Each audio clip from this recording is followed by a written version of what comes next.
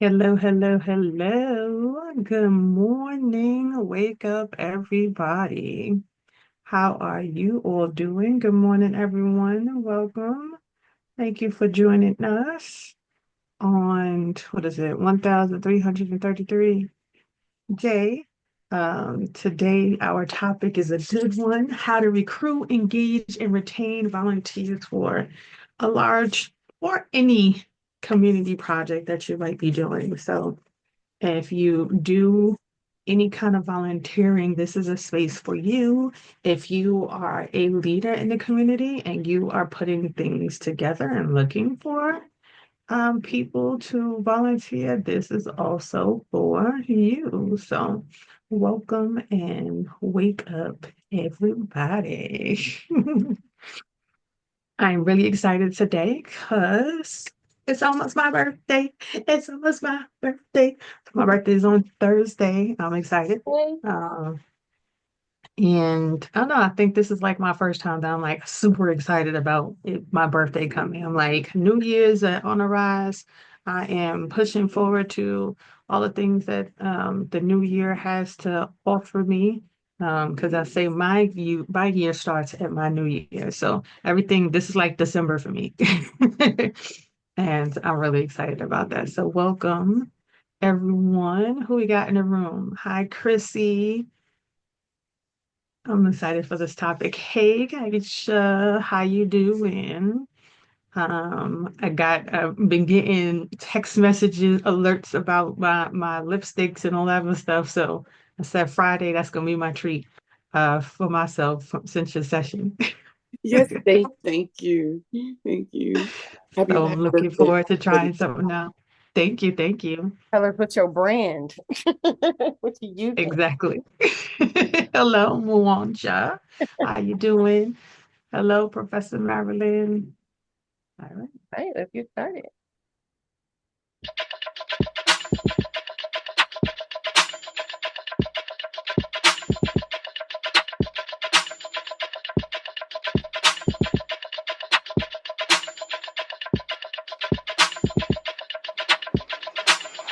Wake up, everybody. It's time to get up. Wake up, everybody. It's time to get up. Stay woke, stay woke, stay woke. It's time to get up. Stay woke, stay woke, stay woke. It's time to get up. We're healing, we're dealing, we're growing.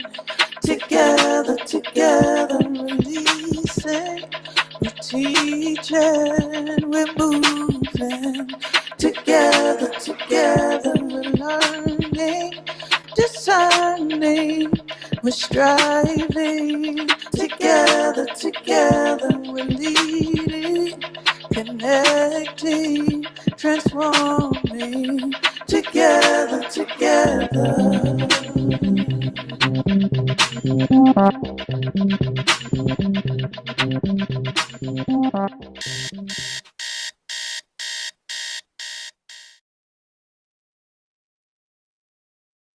Hello, hello, and welcome. Hello, Adam. Hello, Rashida. Hello, Sam, Nasha. I think I said everybody. Asai. Hello, hello, hello. So for those who do not know me, my name is Athenia Rodney. I am coach, founder, and CEO of Juneteenth NYC. And today we're diving into something that is truly the heartbeat of the work that I do and the work that a lot of us do, especially in this community, and that is volunteering. This is going to be a little interactive. We're going to be asking you some questions for sure. And to start us off, I would like to know who has ever volunteered before. If you have volunteered, I want to hear from you. I want to hear what has been your experience as a volunteer. And you can name names if you want of the organization you did the volunteering for if it was a good experience. If it wasn't, I say just, give us pseudonyms about it. But tell me about an experience that you had with volunteering. Grand Rising, Grand Rising. Anyone? Awesome. We have some hands. I'm not sure who went first. Shan, you there? Shan, I can Shan. unmute. Yeah, sorry, I can unmute. Okay. We had Rashida and Chris. All right, there you go, Rashida first. Ladies first. Grand Rising, everyone. Grand Rising. I am a firm believer in volunteering. I volunteer with City Harvest. I volunteer with my church twice a month with the food pantry. And I also volunteer as a Red Cross recipient. I love my Red Cross volunteering. So for me, it's a mindset, also is a fulfillment for Mm, my soul because I just love to see when I, especially when you do soup kitchen and the people come for a plate of food, and to know that is the first hot meal for a whole week, and the gratitude you can see in their face, just that thank you when you hand them that plate of food, it's just fulfilling. So for me, volunteering is a way to go, and I instill in this in my grandkids. So every time they know that it's food pantry or soup kitchen time, for Thanksgiving time, we don't even eat at home. We go and mm. volunteer at different soup kitchens. So yes, I volunteer love for that. me, I love let's that. go, let's go. And my grandkids them loved it. So thank you so much for starting out the morning with a big nugget. For me, it's a big Yes. nugget. Thank you. You're welcome. Thank you, Rashida, for sharing it. And I love the fact that you bring your grandkids and you go to soup kitchens and pantries and do things like that. And just growing up the children in a culture of giving back, especially today, I feel like our children are so removed from that. So thank you so much for sharing that. Chris, talk to us. Good morning. Good morning. Hi, Grand Rising. I want to thank Rashida also for the work that she's doing because I stopped being homeless 3 years ago for the first time in my life. So a plate of food is something I had to learn how to split for like 3 days. So that's Mm, that's huge that she's getting people out here. Um, I want to say that I do volunteer at Kingsborough Community College for the Junior Achievement of New York program, just to mm, sign up children and anybody who would like to teach for a day, especially if you just came out of high school and you joined. You can sign up and help children how to learn about finances and many things that I didn't get at their age. These mm, children are in elementary school, so it's something that I wish I had in the 90s when I was a kid. You know what I'm saying? So financial literacy. So signing them up to do that is it's a work that I do every semester that I can because it's very meaningful to me. And I am complete. Thank you. Thank you so much, because I appreciate that. So you shared some even more powerful nuggets. So I heard you sharing about the fact that you are helping other people. A lot of the volunteering seems to be around the youth and children and helping other people. And so I am really excited about, again, being able to share this topic because it is something that is so passionate for me. It is something that is the bane of my business and everything that I do. And everything that you all shared has been all of that of what you are sharing. Volunteering helps us build cultural things, cultural events. It helps to build our culture overall. And like you said, you started talking about your children and how you're bringing them into the space, nonprofit movements. And we're going to talk a little bit about a movement that I'm working on as well, being a community-led initiative. So it is not just about being a help. It is something that is essential. And it is also something for those who are in the church, and it's something that was created for a purpose. to give back, like not just it being all about us and being me, because then we forget about the other side of things. Like Chris said, he used to be in a shelter, and it's like, okay, if you were always on one side, you never know what the other side feels like. So it humbles you as well. So thank you all for sharing that. So let's go to the next slide. Yes. And while we're pulling it up, I just want to big up the volunteers that make Woo happen every morning. This Yeah. their work and we put the slides together. Even about facilitators, love offerings go to Woo, right? It doesn't go to the facilitators. So the time we do that, the e-blast, the text messages, the slide decks, onboarding, bookings, all of that is from our heart.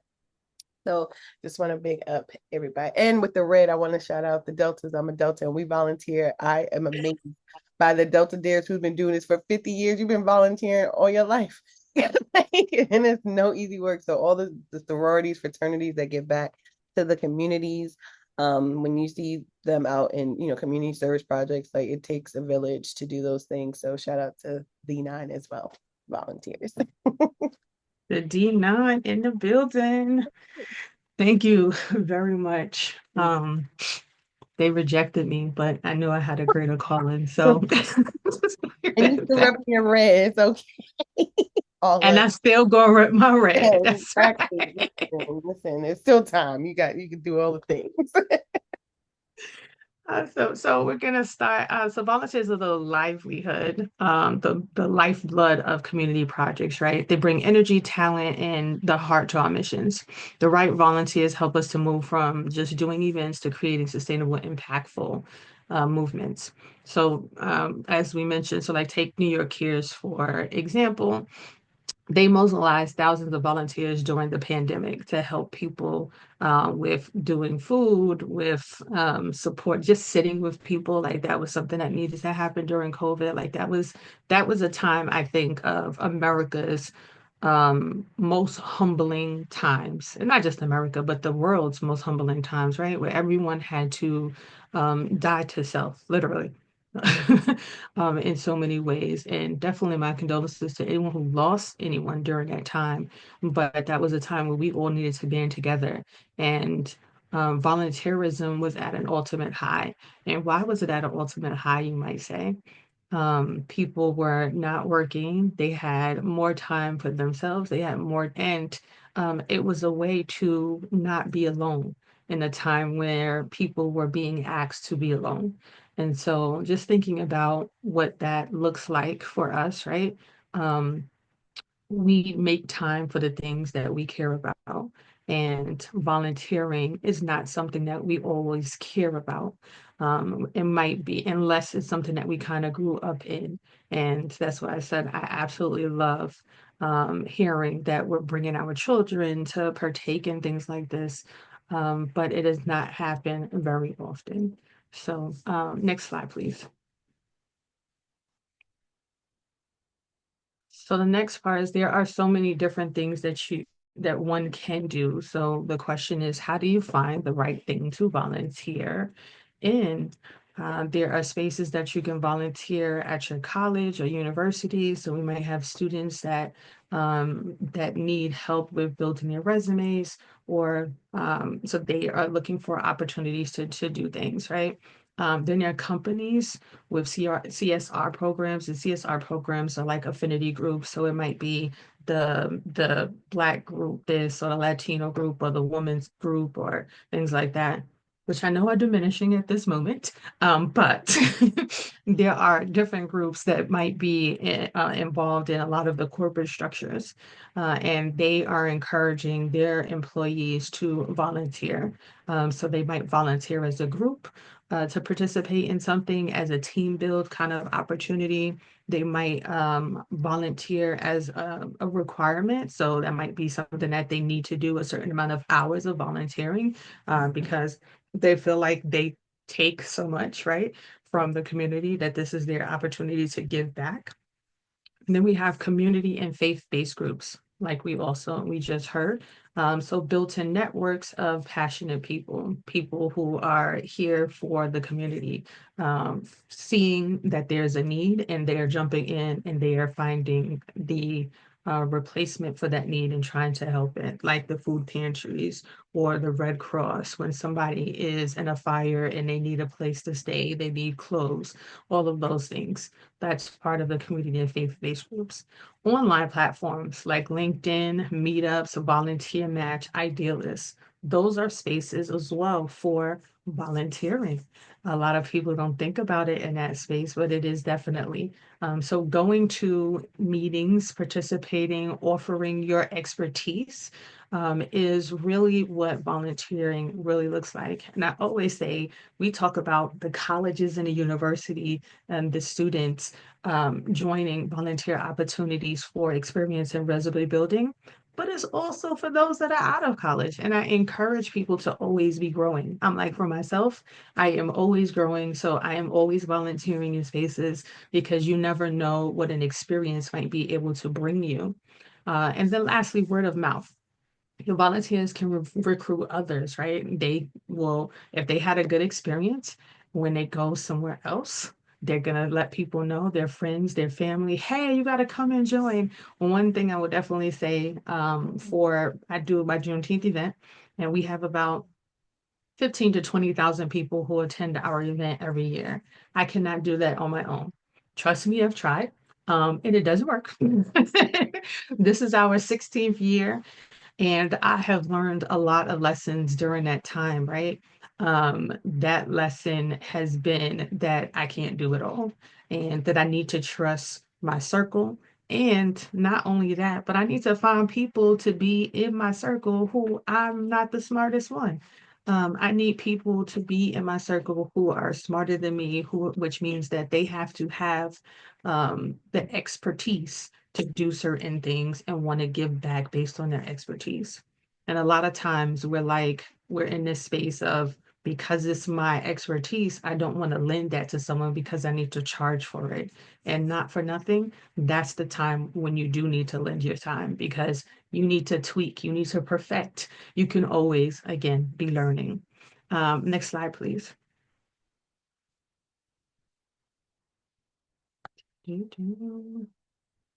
So, why do people volunteer?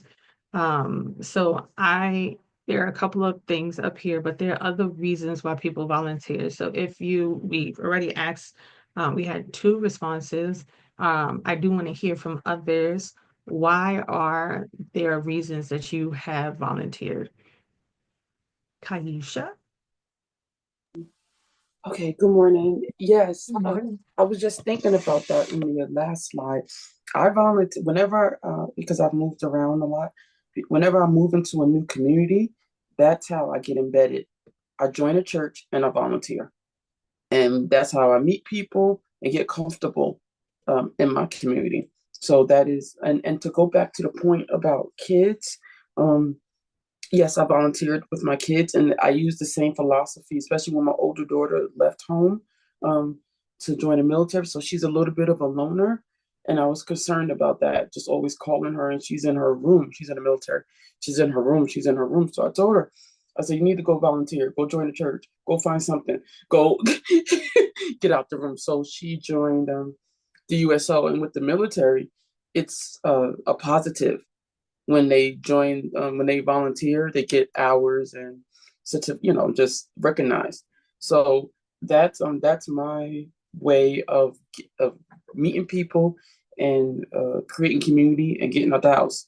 Just go find something to volunteer. All right, I'm complete. Thank you.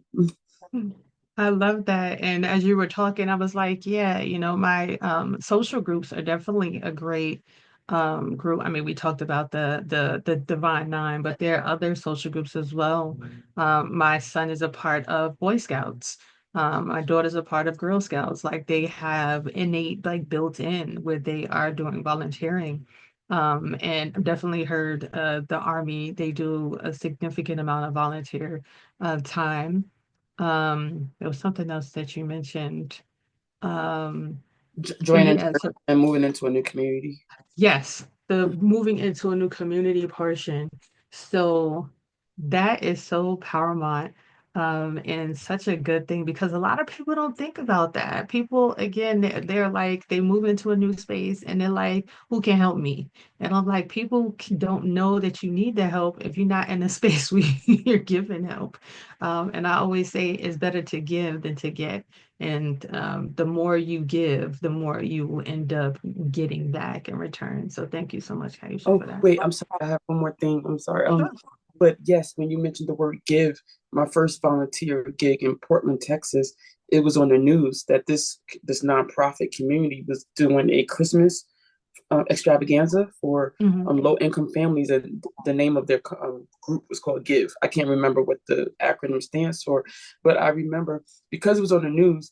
She didn't know the founder didn't know I was showing up, so I just show up, and she looked surprised. She was happy to have me. We're really good friends now. We are very good friends now, and so that was back in 2015. So I just wanted to mention this is what I'm saying. Friends come out of volunteering.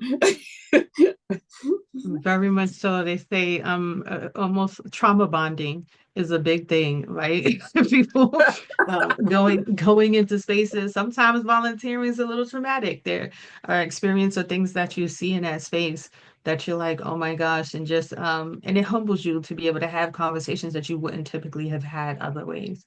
So thank you for sharing that, Kaisha. I think Naja was next. Yeah, Nija, then Veronica and Teresa, and I'll take this. Mhm. Awesome, awesome.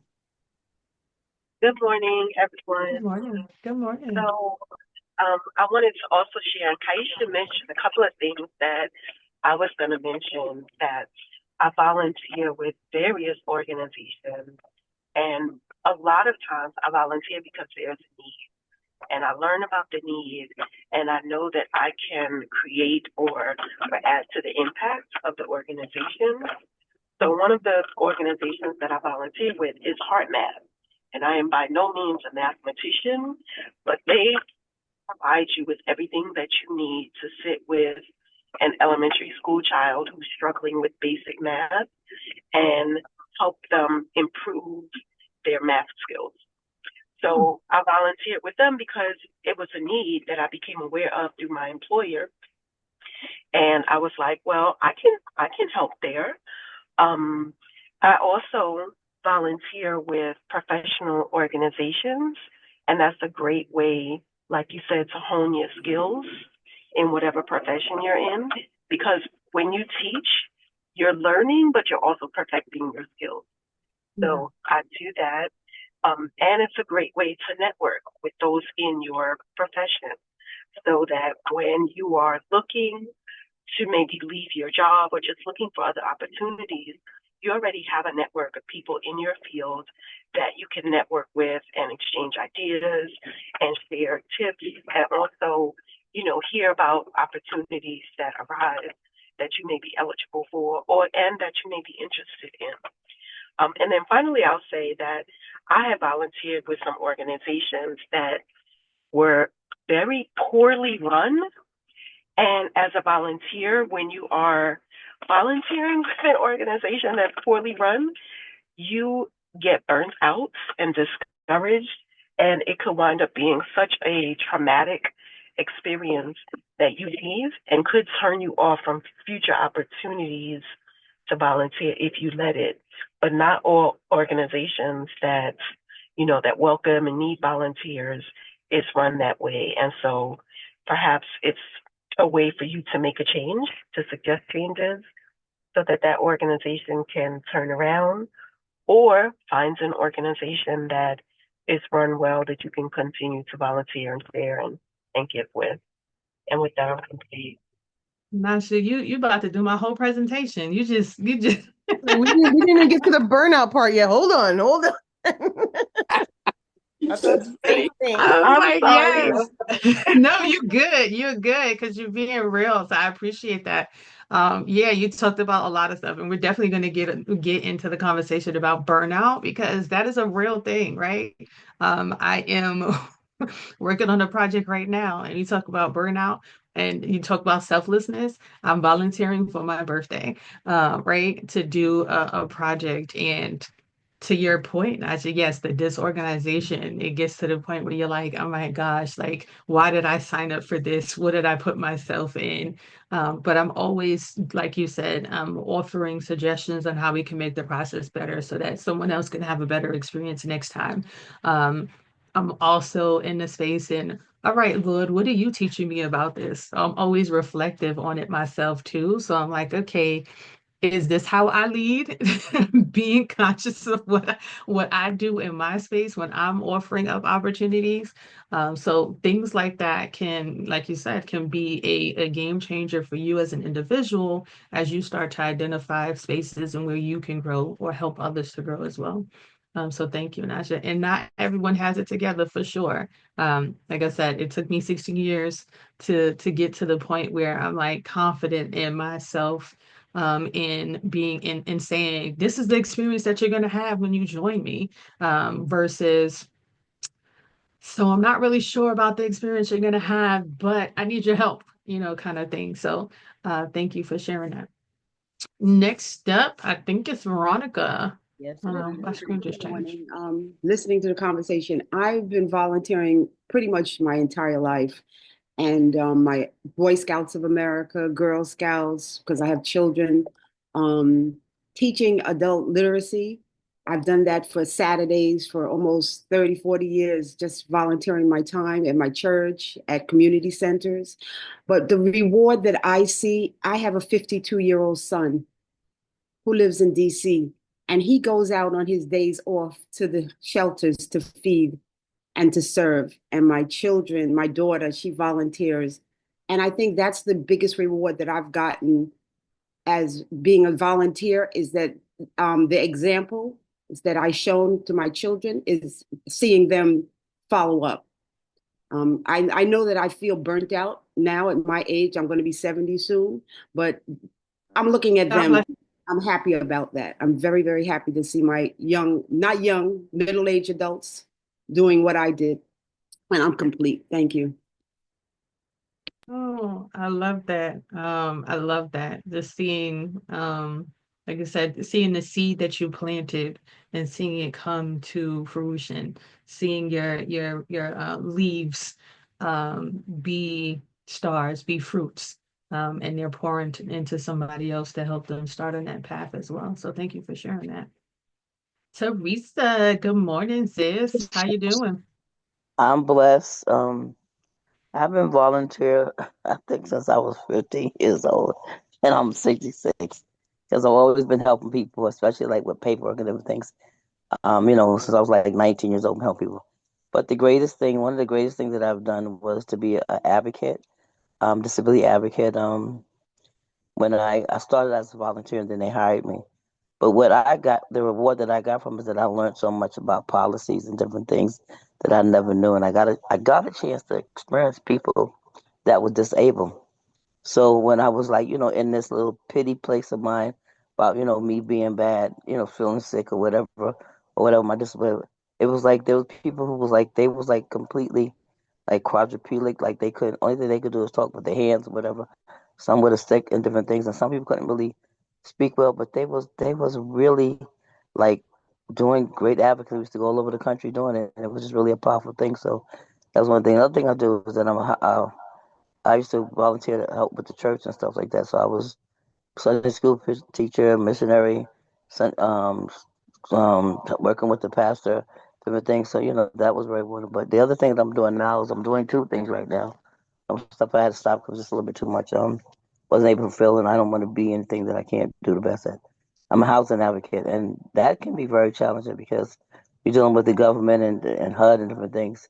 It can be very disappointing, and what sometimes just when I've like said I'm quitting, something like profound will happen. I'm like, okay, God, and I say the same thing like God. And another thing I do is like right now we're doing an actual special thing where there's like a really dangerous chemical plant across from our buildings, and so we're working on trying to get them to stop because they're trying to add and make it more. And in doing it, I found that we're dealing with a lot of chemicals and stuff like that. And I do it with the houses.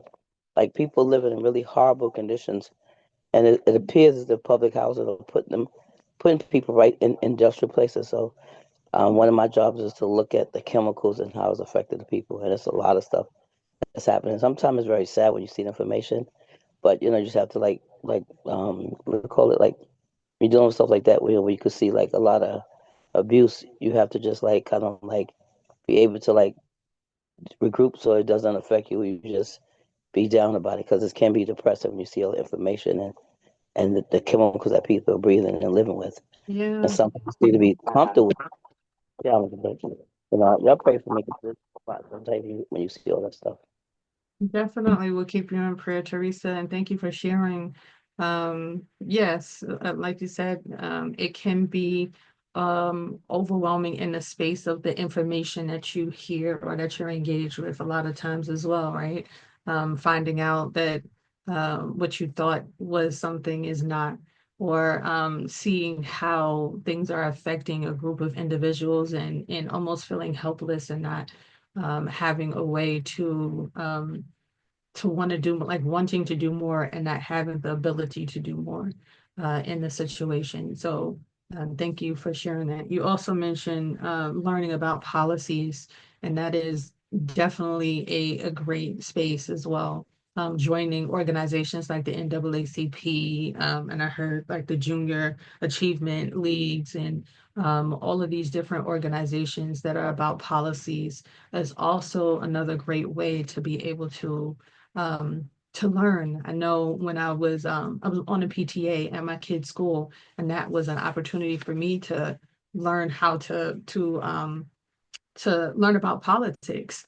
And going up to Albany and being able to have conversations with different individuals, like those are things that were I never got to do before, but I learned that in the space of volunteering. So it definitely will take you out of your comfort zone so that you can learn something and do something that you would have never done. So thank you all for sharing that. Anything else, Shan? Or I'll share what's in the chat. Um, let's see. So Z said, I have volunteered in many capacities all my life and encouraged my children to do the same. One of the most memorable is the Avon Walk for breast cancer. I started out as a volunteer walker, walking 39 miles over 2 days and camping out overnight. And my children volunteered for about 5 years. Then we became a volunteer family another 5 years. Well, that's dope, Z. The whole clan. Let's do it. I love it. Yes, and I would also share that sometimes people I've seen in the groups that I'm in volunteer, myself included, to do something outside of like your daily tasks and work Mm.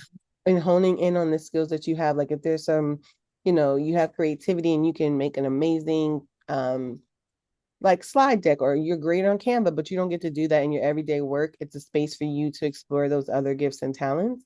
And like Nigel said, like that professional development, plenty of times in these spaces, I've gotten skills that were transferable to other areas of my life.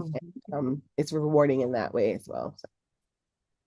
Yes, I'm gonna say that my current business of coaching was born out of my volunteerism and being able to help businesses. And I was like, hey, just going and let me talk with you. What's going on with your business? How are you doing? And literally people were like, you need to be a coach. And I was like, really? I never thought about that. So like you said, you never know. And I feel like this is part of my now purpose, right? That I never knew that I needed to have. Right. So you never know what these steps are, where they're leading you, where your volunteerism leading you. Can you go back one slide? So we need to go over this one. So why do people volunteer? So we heard a lot of reasons why we volunteer. Feeling a sense of accomplishment, feeling like I was able to get something done, completed, like I did that. So it could be a one-off kind of situation, like a race or a walk or something like that. Gain career experience. We heard that, right? We heard people share about how they gained a career advancement opportunity, or something where they learned or went deeper in something that they may have wanted to dabble in. Like Chantel said, maybe learning how to do Canva just a little bit more, and utilizing that, giving back to the community overall, just the fact that you did something for someone else, It warms your soul. I know for me, volunteering is one of those things that I do, especially when I'm feeling down. When I'm feeling depressed, when I'm feeling out of sorts, I will go and volunteer. I will do something for someone else because the act of doing something for someone else makes me feel better about myself. It makes me feel like I was able to contribute. I was able to make a difference, and I'm not just here to be here to soak. And so I encourage you to use that as an example as well. We talked about learning a new skill, being able to work under someone else who you admire and who is a individual who is doing some amazing things, and you just want to be in their graces. You want to be on the inside to learn how the ins and outs happen, and expanding your network. It helps you to connect to individuals that you would not normally get to connect to as well. Now, and don't tell them I said this, but if there's a show or performance that you want to go to and you don't have the money, contact them and ask if you can volunteer. That's usually the best way to get in the door. So that's a little tidbit that I hope that you walk away with from this conversation, because it is definitely a space that I've lived in. I'm like, oh, I would love to be able to be a part of this panel discussion, but that $250 ticket, ouch, I don't know that I could do that. So I'll reach out and I'll be like, what do y'all need? These are my skills. I could do this, and this.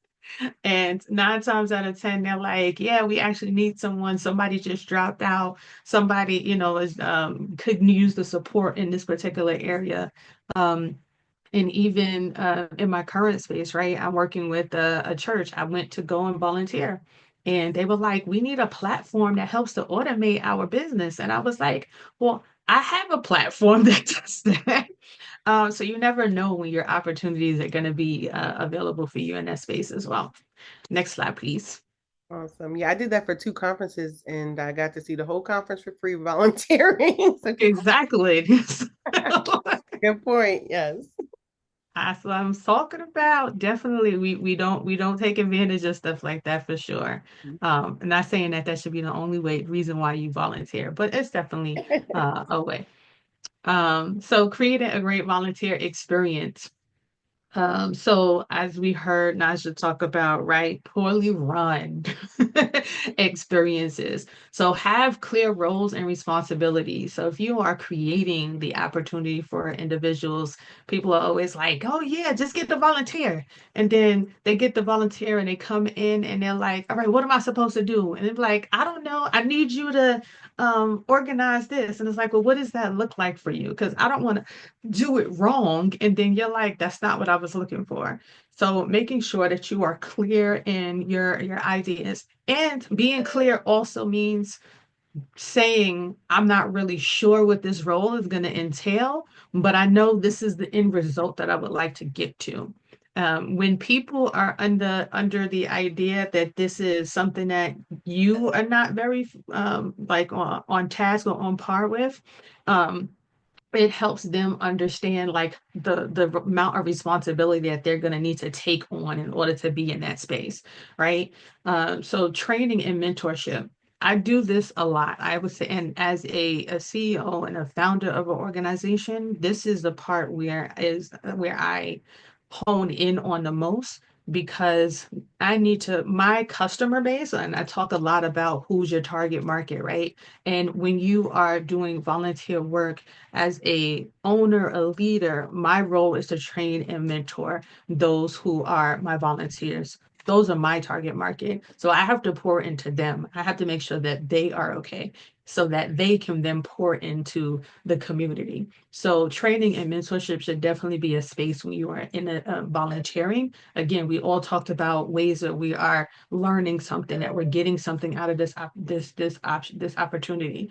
So if you're going into something and not really getting much out of it, and it could be even if it's at a pantry, learning where the food is coming from, how the food gets processed, how long the food is available to individuals, like understanding what it takes to put together a pantry, how to organize it, how to get the volunteers to support. Like even those things are still ways that you can still be taught, even doing walks. Walks are supposed to be about being able to have conversations about what the topic is. If it's a cancer walk or so, any of those different things, you're having conversations about what the theme is for that particular walk, right? So those are opportunities for training and mentorship. Flexible time and commitments. So we have some opportunities, right? Volunteers that is more like a job. It's like, all right, it got to be at 9 to 5. I need you to be here at this time, leave at this time, clock out, that kind of stuff. And so being able to be a little bit flexible, but I also say also being structured because we as human beings overall, we need structure in order to thrive. We do not operate well in chaos. Although some of us might be like, oh, I thrive in chaos, because that used to be me. I used to be like, oh, yeah, I love to go into chaotic situations so I can help organize it. But now with a husband, kids, businesses, and a soon to like expanding social life, I need to make sure that the time that I'm putting into things are just that. It's for that space and that space alone. And then also as a volunteer on the other side, knowing that if they say 2 to 3 hours, they probably mean 6 hours, because it is going to take 2 to 3 hours of actual work time to do the job, and then another 2 hours or so for you to actually prepare for the work that you need to do in that space. Fun and community building events. That's always a great space. At my Juneteenth event can be very fun. It's a community wide event, but the other part of that is the education. What are you going in? What are you learning? What are you walking away from the opportunity with? And then last is recognition and appreciation.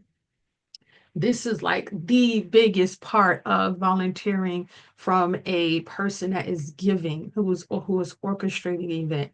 If you are not properly recognizing and appreciating people, they will not come back. And I've had to go through that before. I've gone through a space where it's like everyone didn't come back the next year to volunteer, and I'm just like, well, what did I do wrong? And it was like, oh, nothing. It was a great experience, but I'm not gonna do it again. And I'm like asking questions, doing surveys, having conversations with people. What would you like to see done better? Like those are all things. And then it goes back to the training and mentorship. What did they get out of it? How did they feel after they did the work in the space? So Shan, anything in the chat before I go on or anything online? All right, let's see. Jackie said, yes, it can relieve anxiety and it is an antidepressant. Yes, I saw a concert that way, Kaisha said. Jackie said, volunteer for conferences like Afrotech. Also, my daughter does that. And I just said, yes, I attend conferences as a volunteer. It's fun. There's an opportunity to network and possibly earn business. Jackie said, I do the cancer walk in memory of a good friend and my aunt who passed from breast cancer. It allows me to grieve. Veronica shared, my volunteer experience with Dr. Bay and his wife was well done and rewarding. I was able to use my experiences as a teacher to facilitate the work at the school. And Jackie said, I'm going to be joining them next year. I'm excited. Awesome. Yes. Awesome.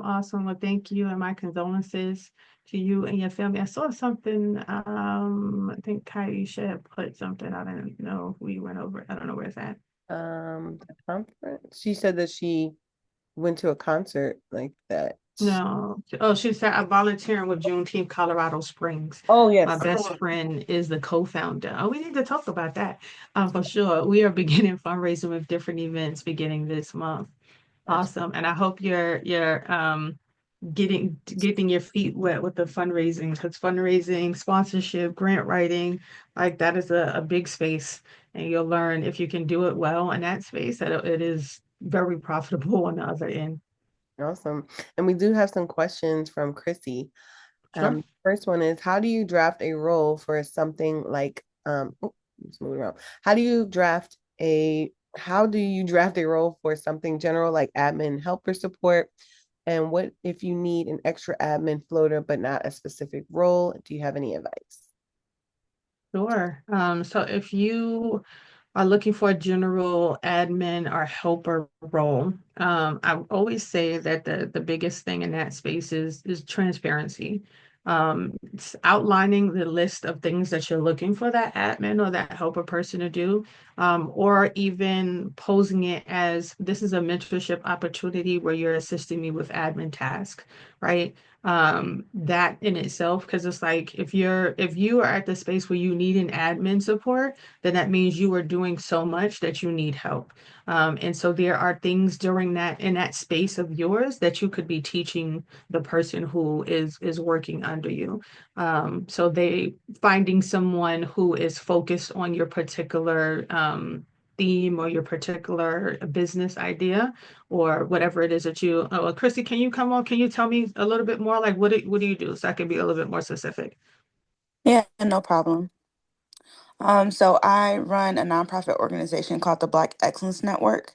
What we Okay. aim to do is connect multiple Black organizations to do cooperatives and joint initiatives across the diaspora. So right now we have three initiatives that we're working on. One is to create a local space. We're calling it like the securing the home base. And so right now, I'm looking for people to help me organize all these many people that I have that are coming to me.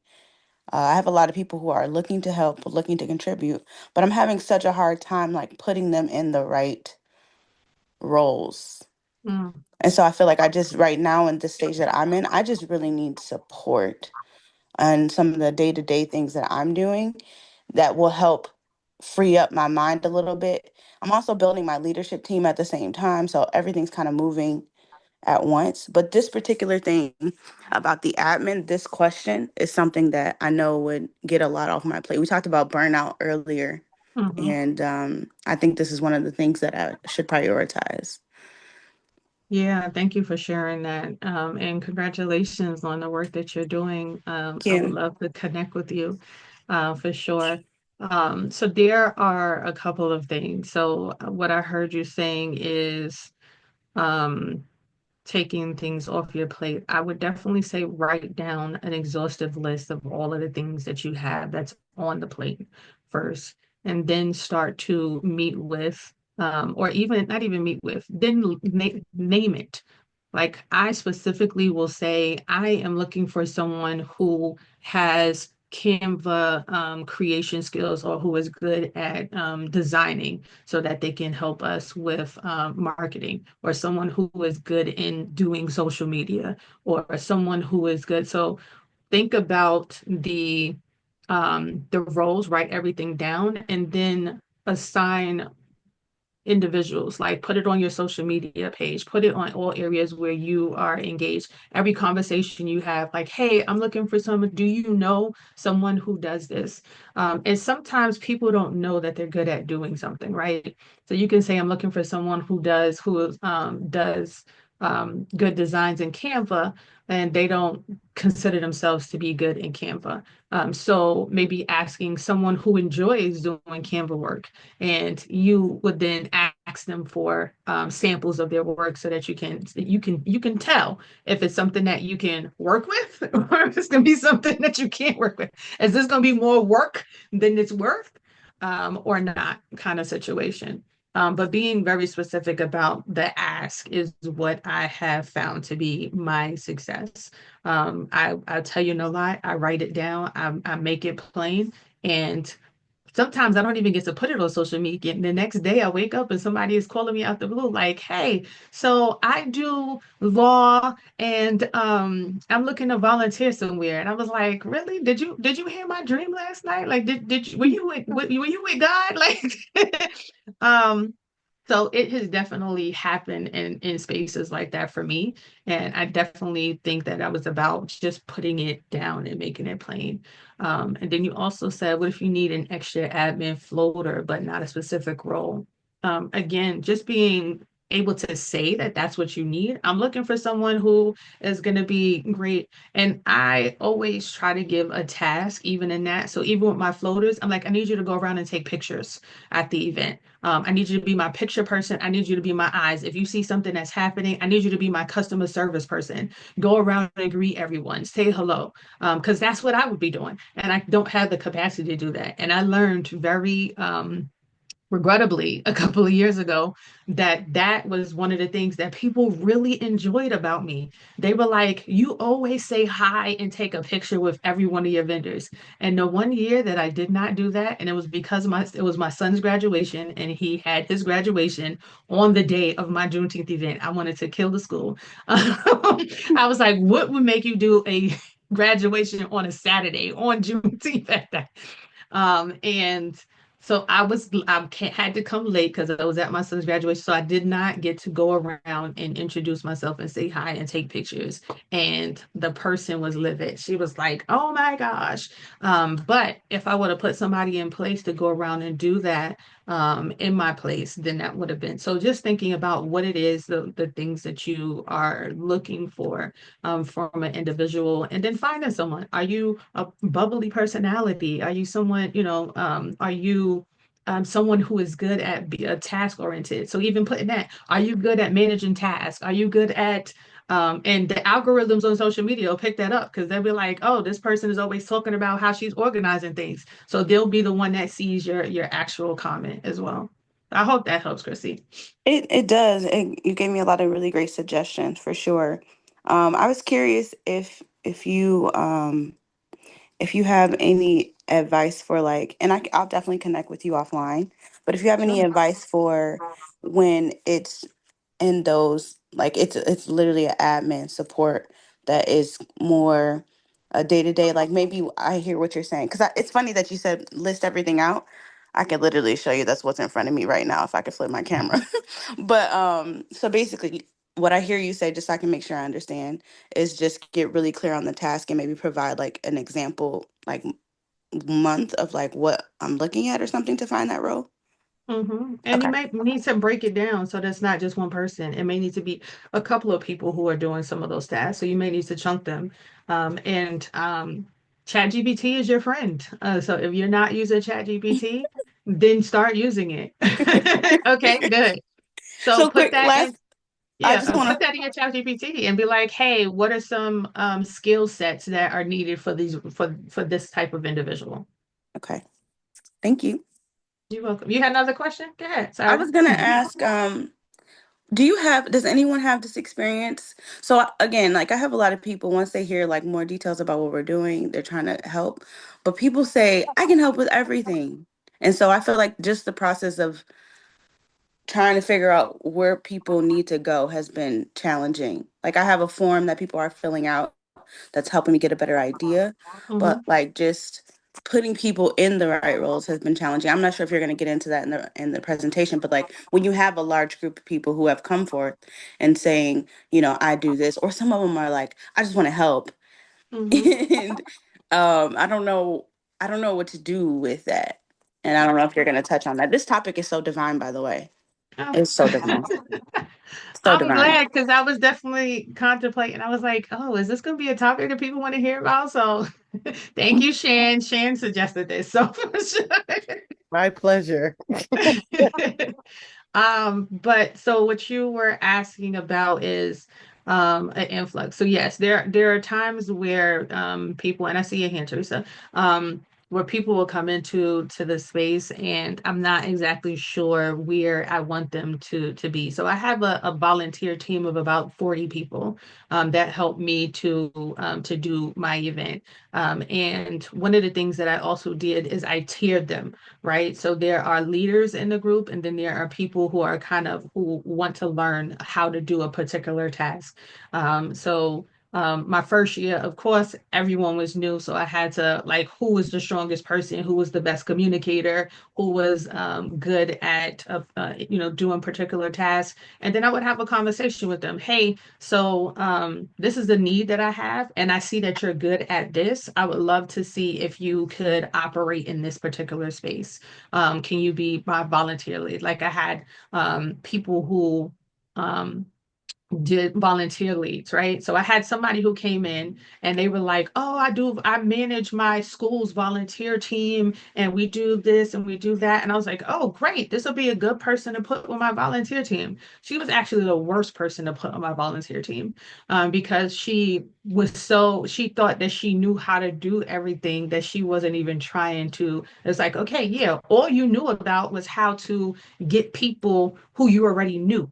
You didn't know how to get people who you didn't know and how to organize people who you didn't know. So Mhm. instead, putting somebody in place who was good at communication, with organizing. And I was like, hey, this may be a stretch for you, but I would love to see you lead the volunteer team. And they were like, okay. So what does that look like?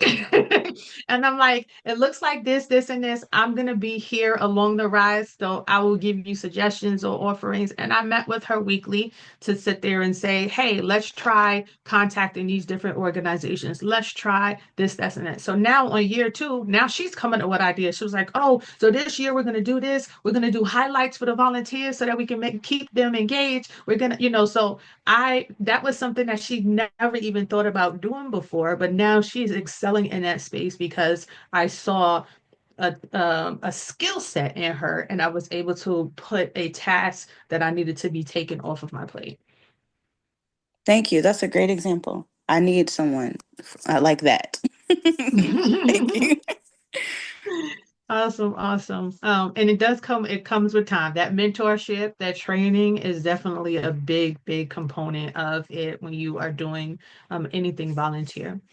Teresa, thank you, Chrissy, for the questions. What I wanted to say to her is that we with the I work with Save Section now. We created a membership agreement. And what we did was that we set the rules and stuff what we wanted done. So this way, if the people, couldn't come in line with the sign the membership and say this is what they're going to do, then, we say, okay, we no longer could work with them. So that eliminated people who didn't understand, the assignment because, we work with people and we was overworking ourselves and doing everything.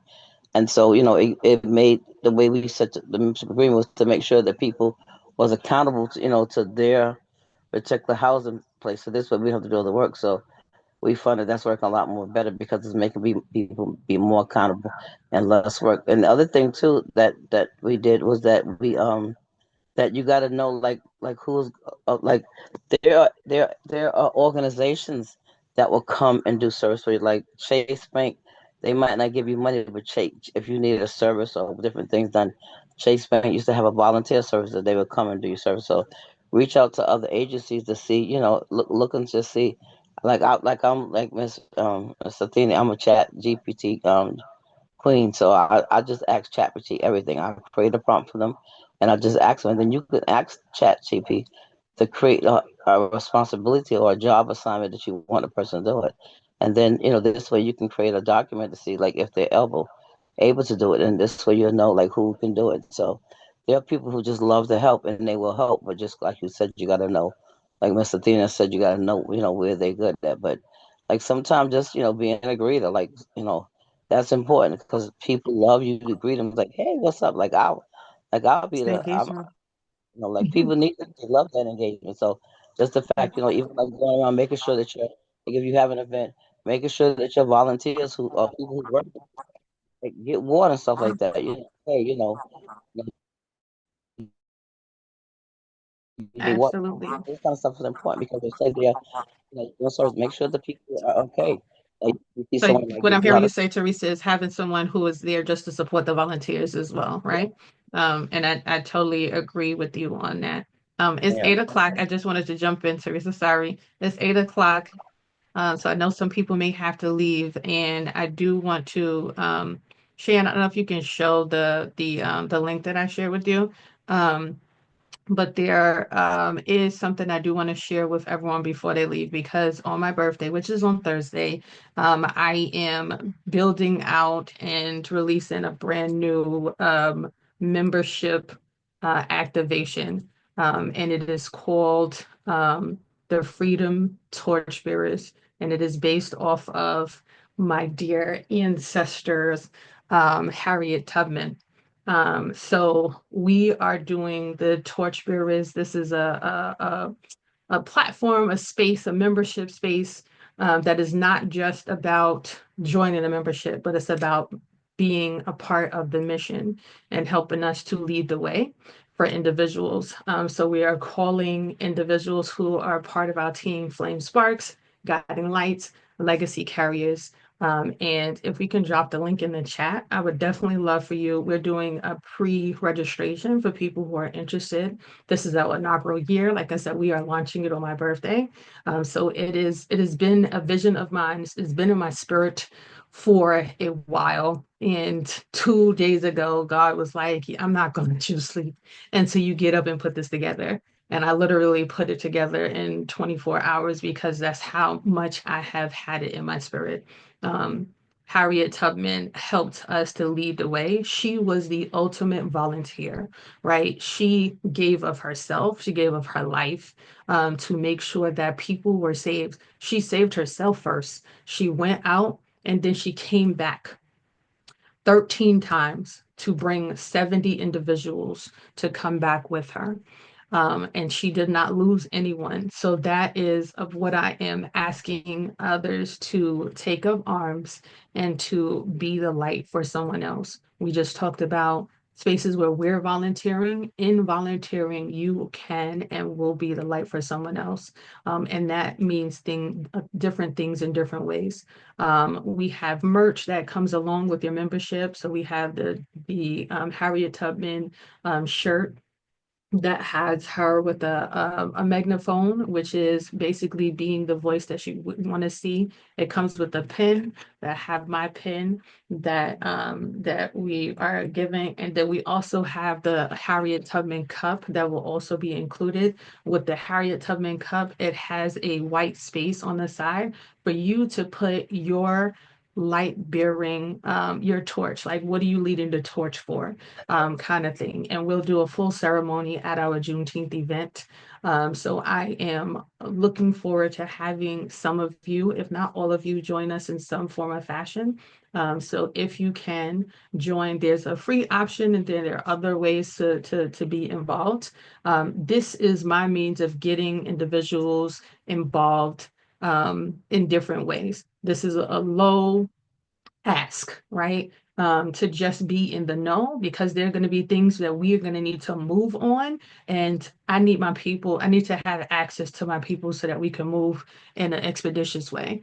This is one space, and there are going to be others that are going to come. So I do not take it lightly that I lead my pack of individuals and the things that are coming in my space.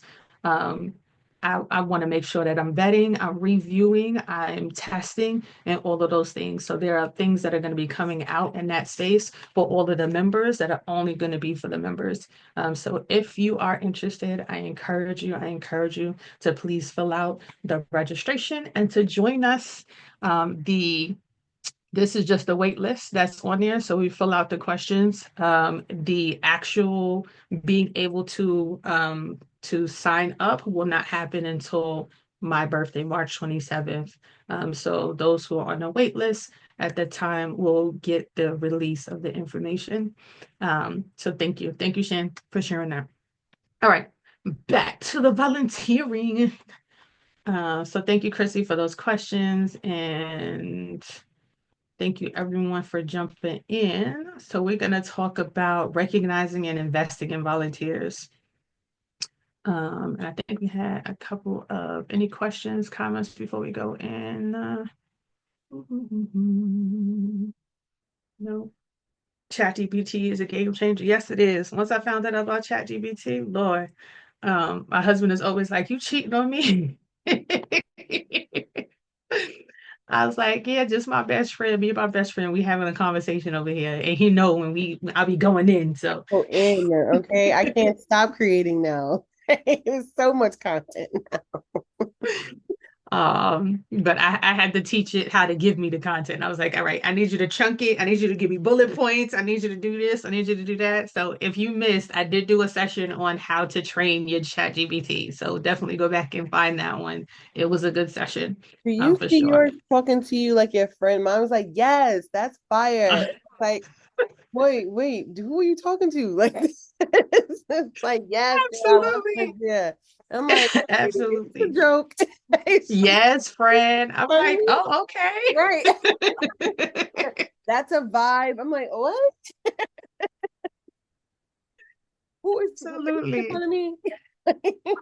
See, see, that's what I'm talking about. Having fun with when you're doing the work. So Right. recognizing and investing in volunteers. This is, like I said, this is the crux of being a leader in your space. This is being a torchbearer. Like this is what it's all about. Giving them social media shout outs, LinkedIn endorsements. Like how are you helping them in their walk? We talked about if they're joining because they need. I've had people join and didn't realize, like they left and it was like, you know what? I actually want to go into activism and they wanted to go back to school and they needed references and stuff like that. So being available to do those kind of things. So knowing that that is a role for you. So now I even put that on my application. Hey, will you need a reference for doing the volunteer work? And to what Teresa said, which I absolutely love, I was like, accountability. Yes, I definitely have accountability in my space. And it's I like any role, there needs to be a level of accountability. Like I said, structure. It needs to be structured. So you can't just be willy-nilly hopping in and hopping out of spaces and not being communicative, not saying, hey, I'm not going to be available on this day. Like and I tell people from the beginning, I need you to communicate. If you can't make it, I get it. Life happens. Like life is life and for everybody. But I need you to communicate that life is life. And I need not to be the one that have to contact you and be like, hey, sis, I ain't seen you in a while. Hey, bro, like, what's going on? And you be like, ah, man, I've been sick. This has been going on. This has been happening. I had a fight. I had that. I'm like, well, why you ain't tell me? We could have did a fundraiser. We could have sent you, like, we could have did something to kind of support you. So that's getting, again, in that space of that woe is me sometimes that we get into. So I definitely say if you are operating and you are doing any kind of volunteer work, please communicate with whoever you're working with and vice versa. Because sometimes the leaders need some help. They like mental help, like mental break. So just being able to be in that space. So giving them a shout out, being like, yo, my dope person is been doing this, they've been doing that. She's been really great, giving an endorsement on LinkedIn, which is really powerful. And for those who are on Alignable, that's another platform. That's a B2B, like small business to small business space. So that is another space that you can get endorsements. Certificates and recommendation letters. I have had some people who have worked with me for a couple of years, and it was so hilarious. I went to their house for the first time, and they had a whole wall with all the certificates, the awards, the trophies, the pins that I've ever given them, and I was just like, that made me feel so good. And she was like, "Yeah, girl, I will never. I always have this." I'm always excited about this. Like people will take pictures of it, put it on social media. Like they were doing things that I didn't even expect. And those are the spaces that you really want. You want to be able to pour into them something that they really are going to appreciate and take reverence with. Skill building workshops with my when I do my with my volunteers, I'm always trying to teach something as well, to pour something into them. I use a lot of Be the Tree skill sets to talk about like integrity, the four agreements. Like we've had conversations in my group about that. I've encouraged them to read certain books. I've shared with them, different ways on how they can improve themselves or, so again, that mentorship component that they're walking away with something better than they came into my space. What I'm always trying to do. And then opportunities for leadership, which I talked about, right? Saying, okay, you are really great at organizing and this, maybe I can bring a team to support you. Now, when you do that, do also note that they may have never been a team lead before. So they're going to need support on how to be a leader. Maybe that's the space in where they're growing. But the fact that they are a leader, like people like to take ownership, like, yeah, I'm the leader. So I'm the person that's in charge of this space. So I can't allow it to fall. I can't allow it to fail because it's going to look bad on me. So if you want my team, I need you to do the work kind of thing. So opportunities for leadership are very big. Next slide, please.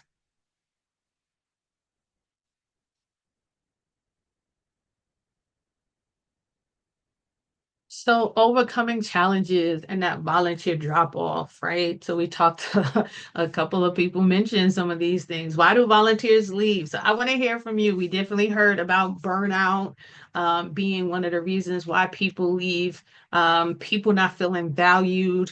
I also heard someone mention earlier on today, or and this one I wanted to say the work doesn't feel meaningful enough. And when the work doesn't feel meaningful enough, it usually means that they're in a space that they are not being challenged. That it may be something that is so, it is, they don't see the vision of how this is important. So they may not see the big picture. And a lot of times you have to help people see the big picture. Every year I'll do a 5 and a 10 year presentation to my team so that they can see like this is my goal, like this is my business goal board, vision board.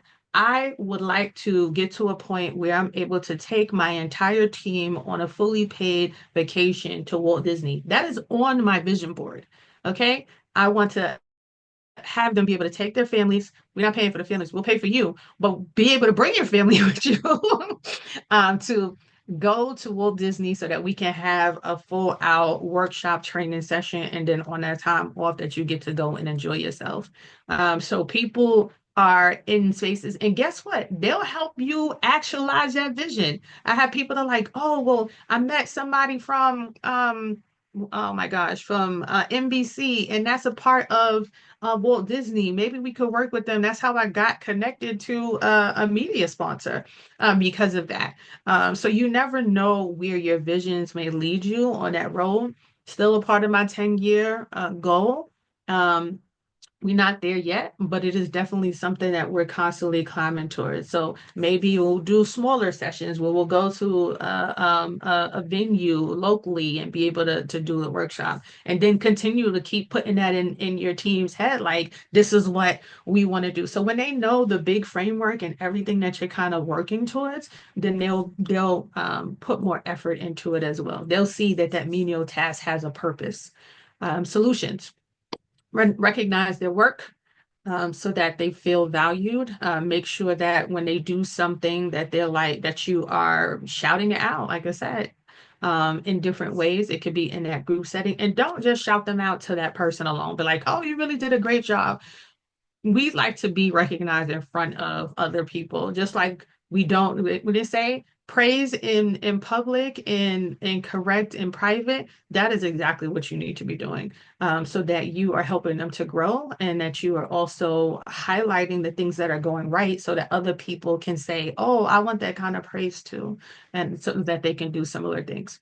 Align tasks with your interests, so that people are, again, like I said, what someone might visually or verbally say to you that they are good at may not always be what they're good at.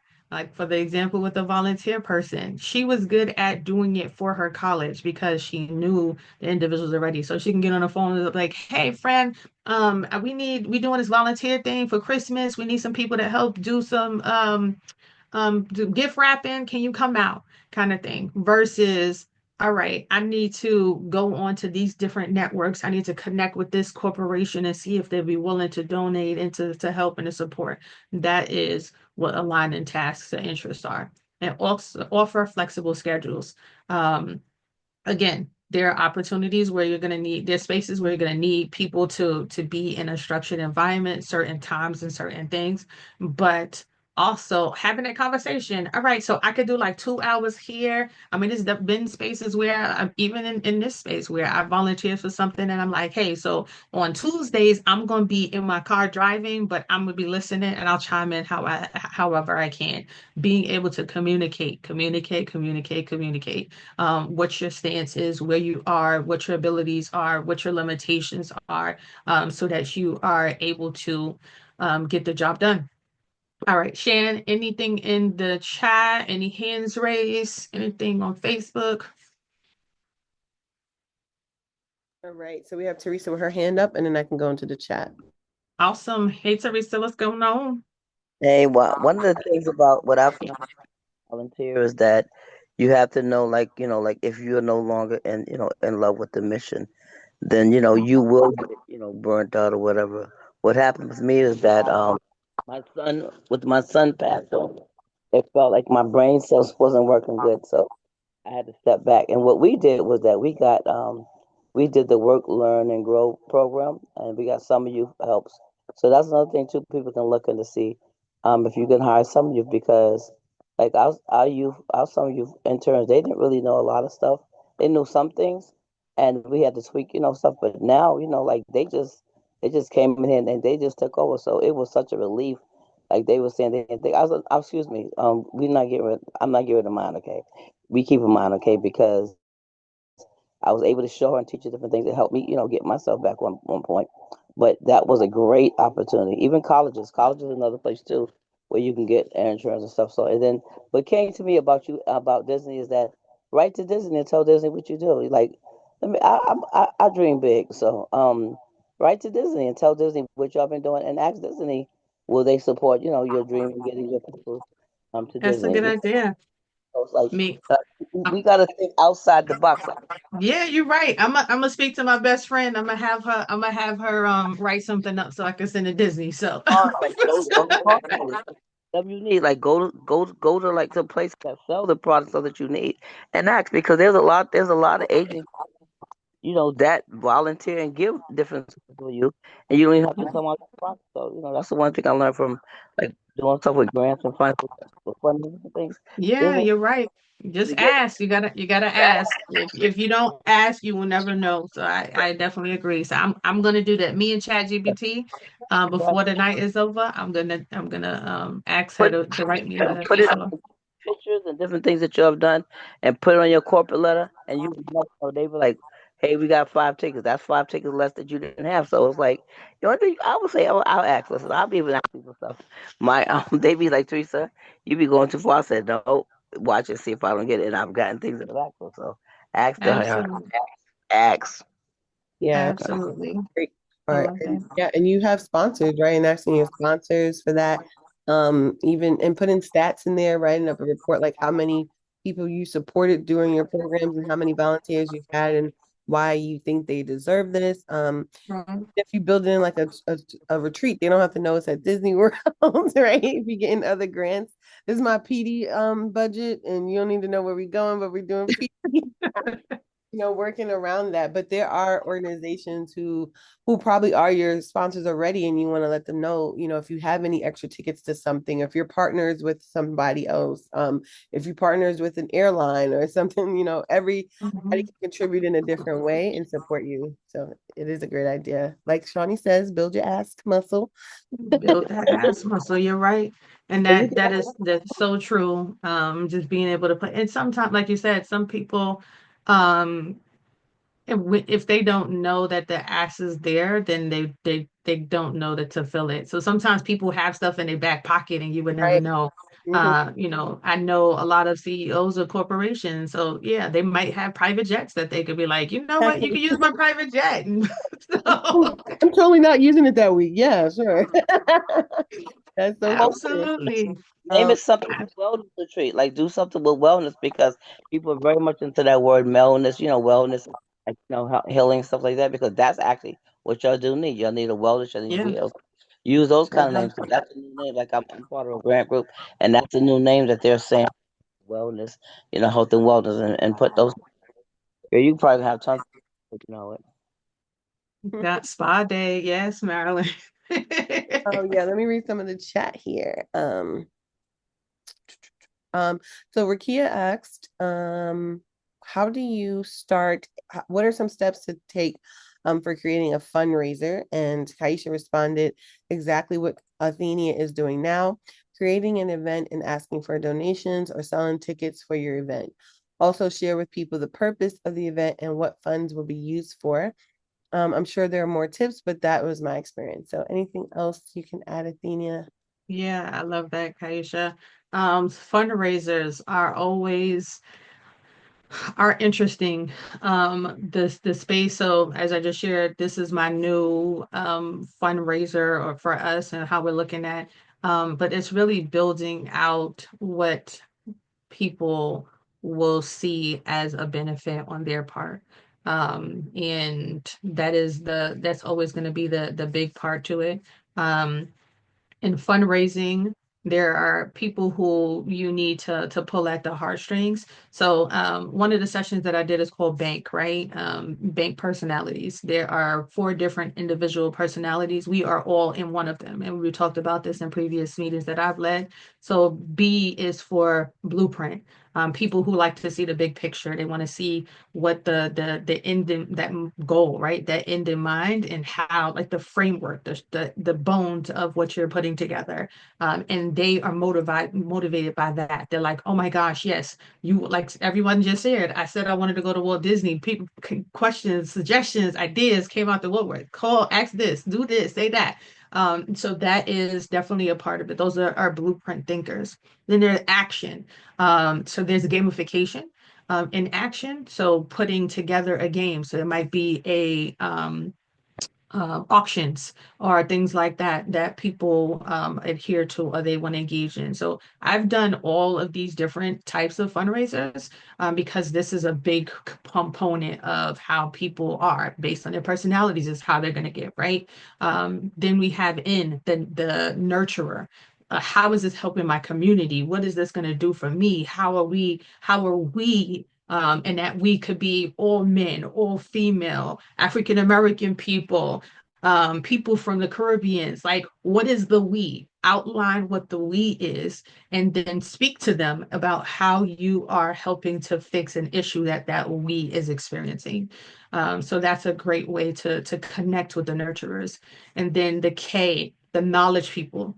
I want to know the statistics. I want to know that you getting $200,000 is the money is going to go to this specifically. It's going to go to getting t-shirts, getting stages. It's going to go to getting food and things like that for the volunteers. Like, all of those are very important to be able to have. So I use Bank for everything that I do because we operate in the spaces of Bank as far as our personalities. So I hope that helps. Who is that? Rakia? I hope that helps, Rakia.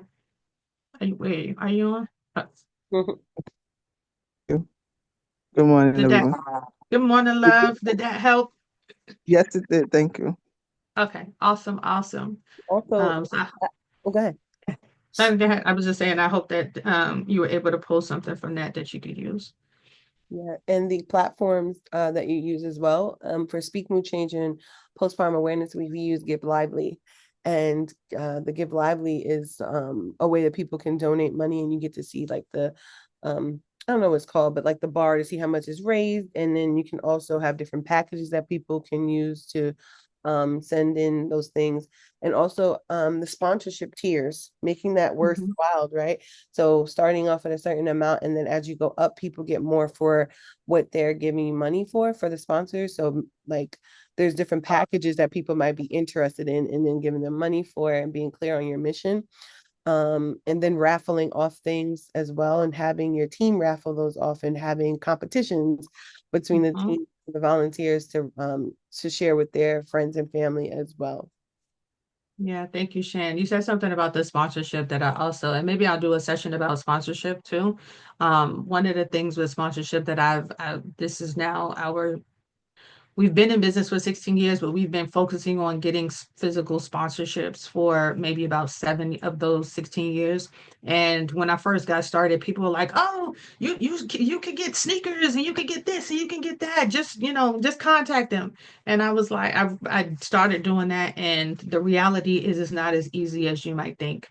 And especially now that we have ChatGPT, I encourage you to use it, because businesses don't want you to come to them with a cookie cutter experience. They want you to come to them with an idea of how they could show up at your event.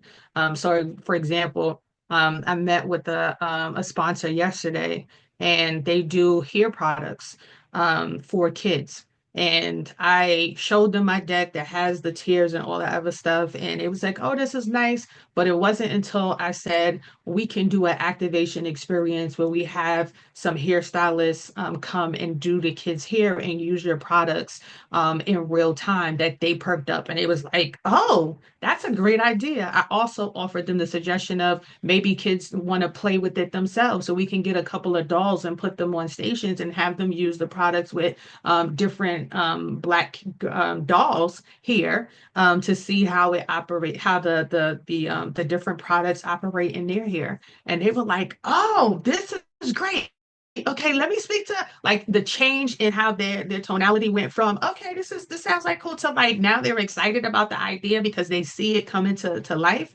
Also is very important. So helping people to and I literally while we were talking, I'm just sitting there putting in the chat like, what are some ideas that I could offer as an activation at my Juneteenth event? And this is what it came up. It was like, you have a kids area, put it in the kids area, and this, that, and that. So really, again, utilizing ChatGPT, utilizing your spaces to really create an opportunity for businesses is going to be your best bet when trying to get large sponsorship dollars because that could be the difference. They haven't gotten back to me on a number yet, but that could be the difference between a $2,000 or $3,000 sponsorship and a $25,000 sponsorship because now they see the value in that versus them just doing something to get their name on a T-shirt or on a banner. Yeah, and I want to add, when I worked with the charter schools, when we went into COVID, our students needed clothes and computers. And a lot of these organizations, big name organizations, have like a community service, civic engagement, what is it called? Department, I guess, or arm. And so I reached out to Macy's because our kids needed coats, and they did a whole coat drive. Like they came, set up mannequins and everything, nice Macy's bags. And this is in Newark, and these people were like lined up for these nice winter coats, but they had this stuff left over that there were brand new coats, and they gave over 200 coats out to the families, myself included. So the volunteers got coats too, right? Thank I you for love that. coming out. And yeah, like Macy's came out and decked out this school cafeteria with their clothes, right? And so they were like, sure, we'll do. We have some extra stuff. Nike came out, gave out sneakers. Dell came out and gave out laptops. Like I reached out to everybody, like help us. And Absolutely, they had absolutely. things that they helped. And you just highlighted something really paramount too. Like pouring into your volunteers, like making sure they have food, making sure they walk away with a goodie bag. Like they sitting there and they doing all these good Absolutely. things for others. Like give them a goodie bag to walk away with as well. So that is definitely a good one, Shan. I walked away with a Chromebook. My grandma got one. She learned how to use a computer during COVID. I Yes, still got my winter coat. Like, take care of your people. Put something to the side, like they say. Put it to the side for me. Yeah, all exactly. these big names, they have this, they have it. And you never know until you put that letter together and reach out. So Yes. please reach us in the chat. Ask. Anything else in the chat? I Yes. know we at 8:30. Okay, yes. I got two more slides. If let's see, if you were in charge of volunteer retention, how would you reward your team? Kaisha said product donation, social media recognition. And Stacy said, did y'all hear of the online green book, an AI for Black folk called Aisha? Aisha. Yeah, sure. Sure. Me and Jasmine called it Chatiana. Chatiana, like the way she was talking to us. She said I learned about this last night. Professor Marilyn said Disney is ABC, so maybe reaching out to Yeah. ABC. Yeah, that's who I partner with as a media partner. Cool. Thanks. All right, and then we had the spa day. What motivates you to volunteer? Stacy said the cause, the big why of the organization. That's what I was mentioning before, being clear on your mission and what you're doing. She said being treated well in opportunities. What would make you leave in volunteer role? And Stacy mentioned this is from Facebook. Time constraints, not being recognized or appreciated, taken for granted, or not feeling valued. And what would make you leave? No benefits, not learning anything. And this is all Stacy on Facebook. So if you were in charge of volunteer and retention, what would you reward? How would you reward your team? This is the big one. People love food. Feed them. Yes, Knowledge food them. confirm them. Absolutely. Even if you're virtual, I've sent Uber gift cards, right? And so sometimes we'll be in a meeting, it's like treat yourself to lunch while we're on this call, to make people, nourish them and make them feel good. And she said, "You're a gem, Athenia. I appreciate Oh, you." thank you, Stace. I appreciate you. Right. And then she said the bank personalities, blueprint, action, nurture, and knowledge. And to use Give Lively as well. Raffles are effective and I think it's fun. And Mhm. yes, Chat GPT for sponsorships. And Absolutely. what else? What ideas to use for activation for my business and my sponsorship for Chat GPT? She asked. And you took, Yeah. yep. You can definitely put that in ChatGPT for businesses. I've actually built out a whole grant profile in my ChatGPT to help me to find different grants and stuff like that. So now that's a part of my business model. So when I do some volunteer coaching for nonprofit organizations, I gift them like a list of sponsors that they can look at based on their business model. So yeah, definitely. Thank you. And Teresa, I see your hand, but I want to get to the end, so we'll come back to you if we have some time. All right, so taking action, your next steps. Identify the types of volunteers you need, develop a recruitment strategy, create an engagement and appreciation plan, set up mentorship and growth opportunities. And one thing that's not on here is create an onboarding plan for your volunteers. And that is maybe some videos or things that they need to watch or to understand the different platforms that you're using, to be able to know like how you want to engage, when is there going to be meetings, like have put that on their calendar, make sure that that's outlined, make sure that that's consistent. It's okay. I always say it's okay to have it on the calendar, and it's easier to take it off than to put it on. So have things on the calendar. If you need to change and say cancel, say, hey, we don't really have anything to meet about today. We're gonna cancel this meeting and we'll continue with the following meetings, is better to do. So just have a outline of what people expect as far as their time commitment is concerned. And the next slide. I love a good hold on the calendar. Yes. Hold that That's time. what I say, put it on the calendar. If it's not on the calendar, it didn't happen. Hold the time. So stay connected. Volunteers are not paid, not because they are worthless, but because they are priceless. They are the bane of your business. So treat them like they're gold and pour into them. And thank you all for your time. I really appreciated this. This warms my heart. I did not expect this for this presentation. So I thank you very much. My information is here, Coach Athenia Rodney on Instagram, my website, atheniarodney.com, which also has a link to my calendar to set up time to meet with me if you would like to talk and chat. But I do encourage everyone. You can go to the next slide. I think the next one is the offer anyway. Cool. And then Z, you could drop that news link in the chat for the deck this website we just saw for the membership. Yeah. Okay. There's two offers Sure. in one. Oh, nice. More goodies. I forgot. No worries. So what we shared was the AR business expansion landing page that I had shared over to you. Well, this is my AR business expansion. So if you are interested in doing marketing calls, if you have not set up time with me before, I do marketing coaching, and I also have a marketing platform that helps you to automate your processes. So I built this process out because of all of the work that it takes to do volunteering, to communicate with people, to stay on task. And it is a platform that people are excited to learn how to use and have asked me multiple times, how can I get this for my business? And so that turned into another business for me. That is a space that we also do workshops and trainings. I have a training on my birthday on Thursday at 8 p.m. where I'll be showing individuals how to use our AR business expansion platform and all of the different things that it can do.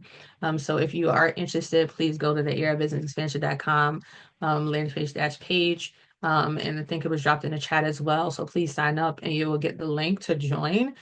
We are going over how to do text message marketing, email marketing, how to do automation with your social media page. So we'll be going over those ideas and for the next 3 weeks. So we started last week, and then every third Monday, I'm doing a marketing presentation at 7, not 7, at 8, where we are talking about the same, like different ideas on how to market. So we're basically pooling together individuals' ideas on what they are doing and then helping to refine them a lot more so that they can have a robust marketing space. And that is all for me. Thank you, everyone. Appreciate you. Yeah. Oh, and then to piggyback, I know that you probably already do this, but we talk Sure. so much here about workflows and automations. One of the things we do for volunteerism is we have an info session. What are you about to get yourself into? What are the expectations? Just up front, this is what we are expecting from you. And then like they can sign up that way, and then they'll get an automated text to remind them to come to the info session, and then like a follow-up email. Thank you for joining the session. Someone will be in touch. And so build these things in so you can keep the retention at the beginning Mhm. and then keep working with them from there, and that you don't have to physically reach out. You can let the computer do it, the automation. And thank you for saying that because it was something that's in my spirit to share. Somebody needs to hear this. It is okay to let a volunteer go. Yes. Not all volunteers need to be in your space. And if they sign up and you identify that they are not a good fit, it's okay to say this is not a right fit for you. And maybe I'll offer when another volunteer opportunity comes up, I'll make it, I'll let you know about it. But I have had to let a lot of volunteers go because they just weren't a good fit for my organization. They changed the dynamics of meetings. They were not, and I love a good challenge, but not disrespect.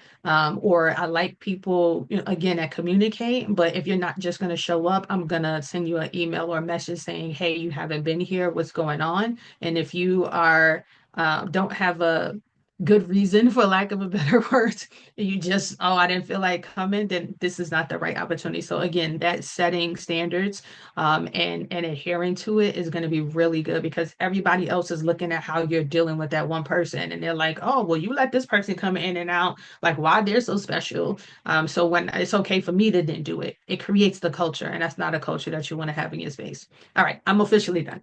Well, that's the next session. Two more. Not all help is good help. And two, when volunteers start ghosting, right? It's like I know it's not paid, but have respect for the role in the Exactly. organization, right? So just because it's not a paid role doesn't mean that you shouldn't show up the way you are supposed to or that it's expected. Absolutely. All right. I hope everybody caught your information. It's also in the chat. This is Athenia's phone number, email, and website. You can get in touch with her, get your marketing call in there. That's a freebie and it's going to be amazing. And so, like I shared earlier, all of us here volunteering our time to make WOO possible over 5 years, beginning to 5 years. Join us on Saturday for the WOO anniversary. 5 years we've been doing this, and it's all from our hearts and all for the community and sharing these ideas, these topics, our expertise in the space, and to make our communities grow and expand. So thank you, Athenia, for sharing all of these gems this morning, as usual. And you keep coming back. You're serious. Like you have so much in you and knowledge that you continue to spread with us. And thank you for the valuable information. And so energy, money is energy. We consider it my own natural energy yield in this space. And so we want that reciprocity here. And we ask that you consider donating and providing love offerings to WOO so we can continue this space and keep going with Zoom, with admin support, text messages, e-blasts, bringing this space together and everything that it entails to do so. And maybe one day we'll get sponsorships and we can have our volunteers go on a trip or get paid in stipends and things like that, because this work is demanding, but we show up all the time for the community. So thank you again, Athenia. And you can send love offerings by way of Cash App or Zelle. And that information is on the screen and in the chat. You can share with the hashtag 1333.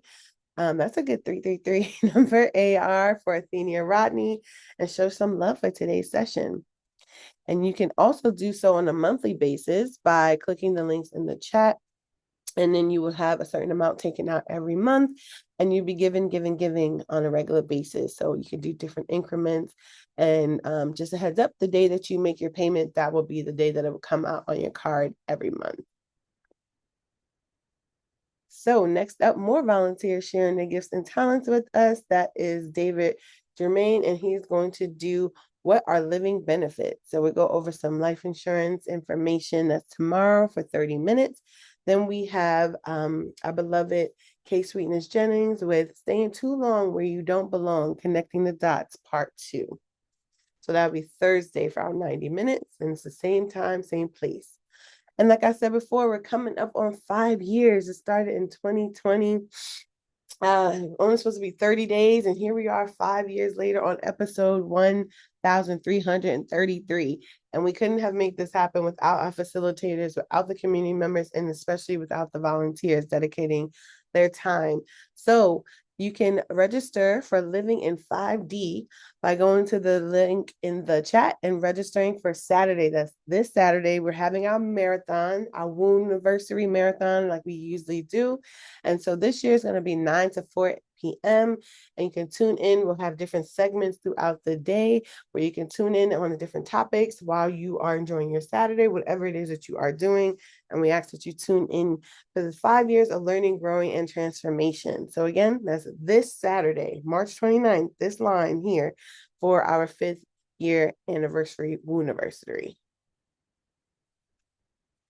And we also want to thank our new members, the people who joined this morning or this week for the first time. Welcome, welcome, welcome. We ask that you join us again and that you bring some folks with you next time and get to see the different topics and join in on the conversation, get some information for yourself, and continue to come back where we elevate, send, and learn in this space. And you could do so by joining us in this space on Zoom Sunday, Tuesdays, and Thursdays from 7 a.m. to 8:30 a.m.-ish Eastern time. And then Mondays and Wednesdays, 30 minutes. It depends on how juicy the conversation is. But if you're on your way to work, taking the kids to school, maybe going for a run, exercise, whatever it is, you can tune in. And if you can't tune in here, you can tune in on Facebook. And you can also get morning reminders to hop on the line with us. We here, tune in. WOO Nation, all caps, to 74121 to give you those morning reminders, those wake up calls. And you can register for the upcoming week or see what the lineup is for the week by going to bit.ly/wake up movement. And you can check us out on Facebook. So we have the private page, then we have a public group. So 2 different places where you can catch the replays of our segments, and you can chime in the conversation if you can't join in on the Zoom space. And then we have our Instagram, and we're building up YouTube. We are getting all archives, and we're going back in time to get those first years of episodes, those contents, and put them up on YouTube so you can go way back to the beginning and see the content that we have, and also see how far we've come, our expansion, and how things have just advanced over time and how we've grown. And if you have any questions, comments, or concerns, you can email us at info.wakeupseries@gmail.com. And I'm going to take this down, and I'm going to unmute everyone so that we can give Athenia her well-deserved love shower for today's amazing session. Thank you, sis. Appreciate you. All right. You are welcome. And I'll be back Thank next you. Tuesday. Yeah. Peace and blessings. Thank you. So Happy early much. birthday. Great Thank conversation. you. Thank beloved. you. Thank you. Thank you. Thank you for always having something for everyone. Thank Excellent, you. excellent, Your excellent, resources, excellent your session. time with us. Everyone's Thank you for being input a was guest. phenomenal. Appreciate I someone really coming off. appreciate everyone. Peace and blessings. Have a great day. Looking forward to hanging out with y'all. Thank you so much, Blessings. Athenia. Thank This is you. priceless. Blessings. Yeah. Awesome. You're welcome. Forward to Chrissy, I work, look forward to hearing from creating. you. Everybody Happy Smiling, watch birthday. keep watch smiling, young Thursday lady. lunch and learn to wish her happy birthday and to Thank join you So her much. new Thank movement. you so much. Thank you Yes, so thank much. you. Blessing On So everyone. much. Juneteenth, lunch This and learn on Thursday. Thursday. Thursday at 12. Have a Thursday at blessed, 12. blessed See day, us at a lunch and Athenia. Have a Have learn. a blessed great day. day. Peace and blessing, Love everyone. you Take all. care. God You. Everybody bless have a y'all. blessed day. Love y'all. Thank you, Chantel and Z, for doing a Thanks, great Z. admin job. Tuesdays is Wonderful just job. like them. For your wonderful Awesome, volunteer awesome. work. Thank Appreciate you y'all. all. Thank Yes, you. Thank Tuesdays is Thank you. you. just Thank like them. y'all. Please God continue bless. to Have a come Have a great back. day. good Love week. y'all. Have a good day. Enjoy your This is Tuesday, Jim. everyone. So Tuesdays so is Blessings, no blessings. Thursday. Say that again. Whatsoever, yet You should close this out, Z. It's disappeared. Oh, there it is. Okay.